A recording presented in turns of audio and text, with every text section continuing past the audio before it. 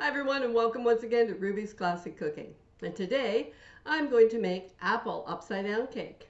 Now, it's exactly like the pineapple upside down cake I put out 2 weeks ago, except that it's going to have apples on it instead of pineapple. So let's dive right into the recipe. Here in my 8-inch square Pyrex pan, which is 21 centimeters by 21 centimeters and about 2 inches deep, it's a standard 8-inch square big pan. Pyrex. I have already put in 3 tablespoons of butter, which I have melted, and I've added 1/2 cup of brown sugar to this, and it's all dissolved in here very nicely. Okay? Now, to this I'm going to add 3 peeled and sliced up apples. So I'm just going to try to arrange these a little bit here on the bottom. See if they lend themselves to being arranged. Some of them got cut a little chunky, some of them got to be nicely sliced. And I'm going to have to make more than one layer, I think, because there seems to be a lot more apples than one layer. And I haven't even sliced up all 3 of my apples. Only really sliced up 1 apple and a bit. So I'm just going to put these on here. Get a nice thick layer on the bottom. And when I get my apples all in here, I'm going to sprinkle some cinnamon and nutmeg on here. Let's see. And then, just like I did for the pineapple upside down cake, I'm then going to make it's called cottage pudding. And that I'm going to pour on top, then I'm going to bake it in my oven and turn it out on my serving plate. Now let me just slice the rest of my apples up here and put them in here. It's going to be a bit more like an apple pie than an upside down cake, I think. But anyway, I've never made it with apples before, but it's the same exact thing as making it with pineapple. Just use apples instead. And now I'm going to put a 1/2 teaspoon of nutmeg and 1/2 teaspoon of cinnamon on here. I'm just going to measure this out with my 1/2 teaspoon measuring spoon and sprinkle this all over the place. Here we go. Lovely cinnamon. And the same with the nutmeg. Here's my apple base all ready to go. Look at that. Now I'm just going to put that to one side. Now, unlike my other cake that I made last week, this time I'm going to use my stand mixer, because today I'm not going to hand beat all this stuff. I'm going to show you the other method you can use, which is to use your stand mixer or a handheld electric mixer. Here in my stand mixer bowl, I have 1/3 cup of butter. You can also use margarine if you prefer, or you can use shortening, because that's what the recipe actually calls for, but I'm substituting butter because I like it better. Now I'm going to add 1 cup of sugar, just 1 cup of plain white sugar. In it goes. And now these are supposed to be creamed together, so they're going to be done in my stand mixer instead of with my wooden spoon. So I'm just going to take this, see what it looks like, and I'll show you what it looks like when it's creamed together. Now that I have my butter and sugar combined like this in here, as you can see in my bowl, now I'm going to add 1 egg and 1 teaspoon of vanilla. Then I'm going to beat it until light and fluffy. It shouldn't take very long with the stand mixer.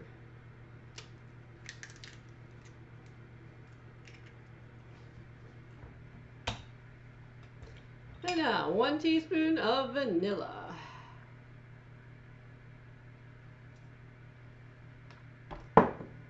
Alright, there we go. 1 egg and 1 teaspoon of vanilla. And now I'll show you it after it's mixed together. I have 1.5 cups of flour, to which I'm going to add 2 teaspoons of baking powder. Not baking soda, but baking powder. Make sure I have a dry teaspoon. I used my other one to measure vanilla, so I don't want to use the same spoon for this because it will be wet, and that will not be good for my baking powder. And now 1/2 teaspoon of salt, which I'm going to use the same spoon I measured the cinnamon and nutmeg in, because that's not going to hurt anything. There you go. I also have a cup of milk here. So now I need to mix this up a little bit. So I'll just take my knife here. It says blend or sift together. So I'm just going to blend these together here. You can use a fork or a clean spoon or whatever. Anyway, there we go. So here's my dry ingredients, and I have 1 cup of milk as my wet ingredient, 3 dry, 2 liquid additions. Then it goes right on top of my prepared apples and into my preheating oven at 350 degrees Fahrenheit. And once it's preheated, I should have all this mixed together, and when it's preheated, in it goes into my oven, 40 to 50 minutes. Anyway, I'm going to start with about 1/3 of this flour mixture, half of my milk, another third, half of my milk, etc. You know how that goes. All right, there's about 1/3 of the flour in. And start out slow with a stand mixer. You don't want to have a cloud of flour going everywhere. And half of the milk. And you don't want to overbeat this because you don't want to make your batter tough. You don't want to develop the gluten in your batter because that will make it like bread and chewy, and you don't want a chewy cake. Right. Another 1/3 of my flour in. The other half of my milk goes in. Now the rest of my flour is going in. But doing it this way is much quicker than doing it by hand. So if you have a stand mixer or a handheld mixer, great. If you don't, well, the good old-fashioned wooden spoon works too. Now here's what my batter looks like.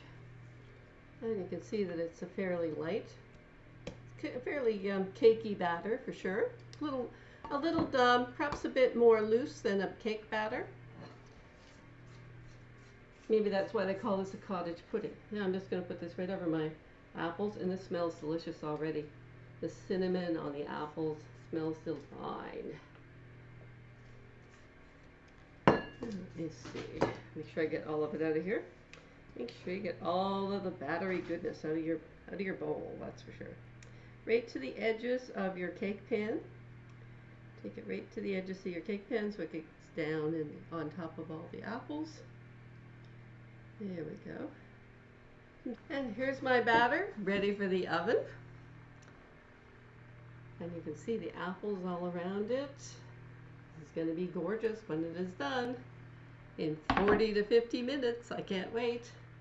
So I will bring you back when I'm turning this finished cake out on my serving platter, and fingers crossed that it's going to come out just as well as the pineapple upside down cake did. Anyway, into my oven it goes, 350 degrees Fahrenheit. And don't worry, people who are doing metric, I'll have all of the metric equivalents in my description box down below, including the recipe. Here we are, 50 minutes later, and look at my gorgeous, gorgeous looking cake, upside down cake, apple upside down cake. And now I'll show you testing it. I have my probe here. Now you can use a cake tester, or you can just use a toothpick, and you just poke it down to the cake, and it should be clean. No batter or goo sticking to it at all, okay? And now I have the flat end of this cake tester. I have the flat end of my cake tester that I can use for this, which if you don't have that, you can just use a knife for this. But since I already have my cake probe here and it's dirty, I'm going to use it for this, just to loosen my cake in the pan, to make sure before I go for that 1, 2, 3 dump, the moment of truth, you could call it, because this is kind of a one-shot deal. All right, I always feel like I should have a drum roll for something like this, because this is kind of dramatic. And if it turns out, I'll leave it in, and if it doesn't, well, you may not get to see the disaster. All right, are we ready? Let's do it. Keep your fingers crossed. And a 1, and a 2, and a 3, and in it goes. On it goes. Ah! All right. Well, that's not so bad. Not perfect, but here we go. apple upside down cake. Okay, everybody, I'm afraid that didn't turn out quite as neat and tidy as my pineapple upside down cake, but it still turned out pretty yummy looking. I don't think anybody's going to object at my household to eating that. I hope you enjoyed my recipe today for apple upside down cake, and I hope you'll join me next time on Ruby's Classic Cooking, and like, subscribe, and make a comment below, especially if you try one of these recipes, and let me know how it turned out for you. We'll see you next time on Ruby's Classic Cooking. Bye for now.